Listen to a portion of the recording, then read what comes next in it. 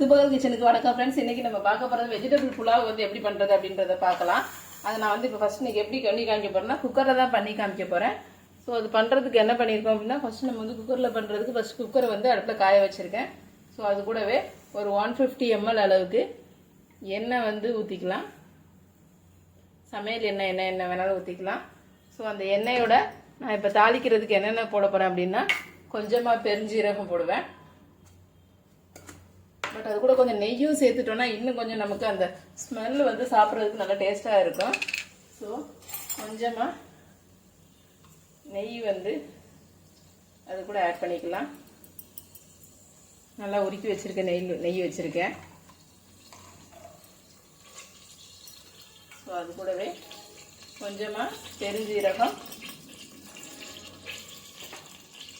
பெருஞ்சீரகத்தோட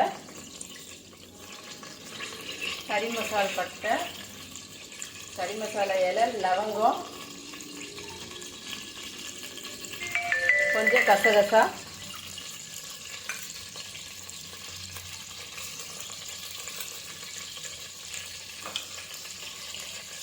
அது கூடவே வெங்காயம்,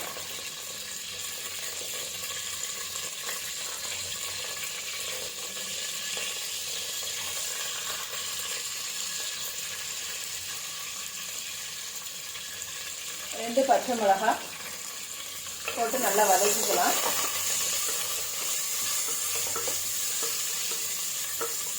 லைட்டாக வதங்கும் போதே நம்ம என்ன பண்ணலான்னா நம்ம கட் பண்ணி வச்சுருக்கிற நான் வந்து ஒரு கேரட் எடுத்து வச்சுருக்கேன். ஒரு கேரட்டு, ஒரு உருளைக்கிழங்கு எடுத்துருக்கேன். அது கூடவே கொஞ்சமாக பீன்ஸ் வந்து எடுத்து வச்சுருக்கேன். பீன்ஸ் ஒரு 6-7 பீன்ஸ் எடுத்து வச்சுருக்கேன். கொஞ்சமாக பச்சை பட்டாணியும் எடுத்து வச்சுருக்கேன். ஸோ அது எல்லாத்தையும் போட்டு அது கூடவே அப்படியே வதக்கிக்கலாம்.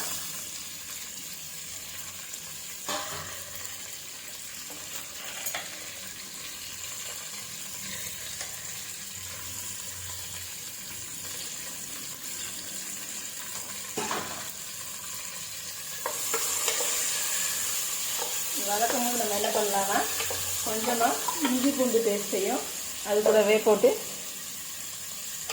வதக்கிடலாம்.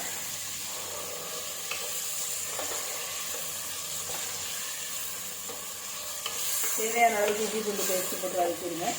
கொஞ்சமாக நம்ம வந்து என்ன பண்ணலாம்னா சீக்கிரம் வதங்கணும் அப்படின்றதுக்காக கொஞ்சமாக சால்ட்டும் போட்டுக்கலாம்.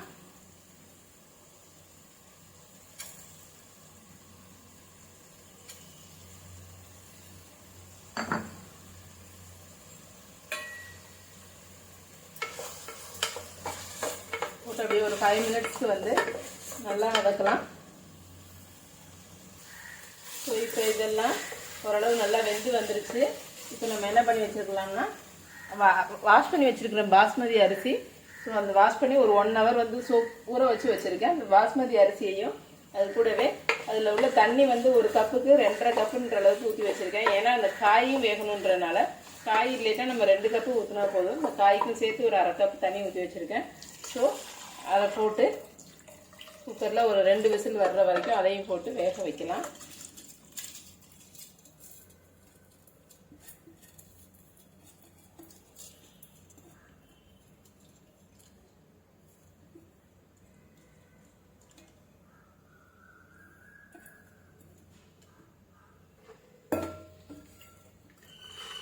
ஒரு 2 விசில் வர்ற வரைக்கும் இது வேகலாம். இது வேகிற வரைக்கும் நம்ம என்ன பண்ணலாம் அப்படின்னா நம்ம வந்து வெங்காயத்தை தனியாக சின்னதாக நல்லா நைஸாக கட் பண்ணி வச்சுருக்கோம். ஸோ அந்த வெங்காயத்தையும் எண்ணெயில் ஃப்ரை பண்ணி எடுத்துகிட்டு வரலாம். அதை வந்து இது வெந்ததுக்கப்புறம் அதை மேலே போட்டு எடுத்தோம்னா இன்னும் கொஞ்சம் அது பார்க்குறதுக்கு நல்லா க்ரன்ச்சியாக சாப்பிட்றதுக்கு நல்லா இருக்கும். ஸோ இதை வந்து நம்ம விசில் போட்டு இப்படியே மூடி வச்சுக்கலாம். ஒரு 2 விசில் வர்ற வரைக்கும் வெயிட் பண்ணுவோம். இப்போது எண்ணெயை வந்து நல்லா சூடு பண்ணிவிட்டு ஸோ எண்ணெய் சூடானதுக்கப்புறம் வெங்காயத்தை நல்லா மெல்லிசாக நறுக்கி வச்சுருக்கேன். ரொம்ப லேசாக நறுக்கி வச்சுருக்கேன். ஸோ அந்த வெங்காயத்தை வந்து தனித்தனியாக எடுத்துக்கிடலாம். தனித்தனியாக எடுத்துகிட்டு ஒன்று சேராத அளவுக்கு எடுத்துகிட்டு ஸோ அந்த வெங்காயத்தை நம்ம என்ன பண்ணலான்னா அந்த எண்ணெய் சூடான எண்ணெயில் போட்டு பொரித்து எடுக்கலாம். பொரித்து எடுத்து அதில் போட்டோம்னா அவ்வளோ ஒரு டேஸ்ட்டாக இருக்கும் சாப்பிட்றதுக்கு. ஸோ கொஞ்சம் கொஞ்சமாக போட்டு எடுத்துக்கலாம், மொத்தமாக போட்டு எடுக்க வேண்டாம். கொஞ்சம் கொஞ்சமாக போட்டு நல்லா பொரித்து எடுத்துக்கலாம். அந்த ப்ரௌனிஷாக மாறணும். நல்லா ப்ரௌனிஷாக மாறினதுக்கப்புறம் எடுங்க, அப்போ தான் நல்லா இருக்கும் அது.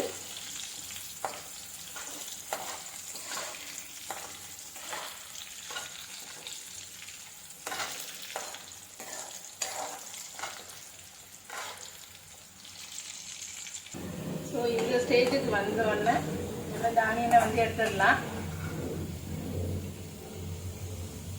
இப்போ குக்கரில் வந்து விசில் அடங்கிருச்சு. நம்ம இப்போ எடுத்து பார்க்கலாம். இது பாருங்கள் எவ்வளோ அழகாக வந்திருக்குன்னு. இப்போ நம்ம என்ன பண்ணலாம் அப்படின்னா, நம்ம பொரிச்சு வச்சுருக்கிற இந்த வெங்காயத்தையும் அது கூட சேர்த்துக்கலாம்.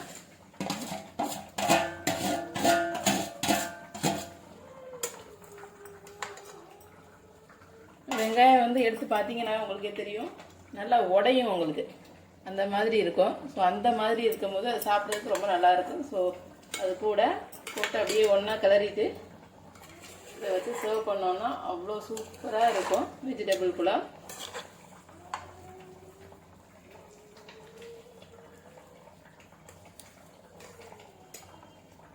ஸோ சர்வ் பண்ணுறதுக்கு வெஜிடபிள் புலாவ் நமக்கு இப்போ ரெடி ஆயிடுச்சு. நீங்களும் இதே மாதிரி செஞ்சு பாருங்கள் ஃப்ரெண்ட்ஸ். செஞ்சு பார்த்து நல்லா இருந்துச்சுன்னா எப்படி இருக்குது அப்படின்றத கமெண்ட்டில் வந்து போடுங்க. பிடிச்சிருந்துச்சி வீடியோ வந்து உங்களுக்கு பிடிச்சிருக்குன்னா மறந்துடாமல் லைக்கும் கொடுங்க. புதுசாக யாராவது வியூவர்ஸ் இப்போ தான் பார்க்குறீங்க இந்த வீடியோவை அப்படின்னா மறந்துடாமல் சப்ஸ்கிரைப் பட்டனையும் கிளிக் பண்ணுங்கள். அப்போ தான் நான் போடுற அடுத்தடுத்த வீடியோவை நீங்கள் மிஸ் பண்ணாமல் பார்க்க முடியும். Thank you friends.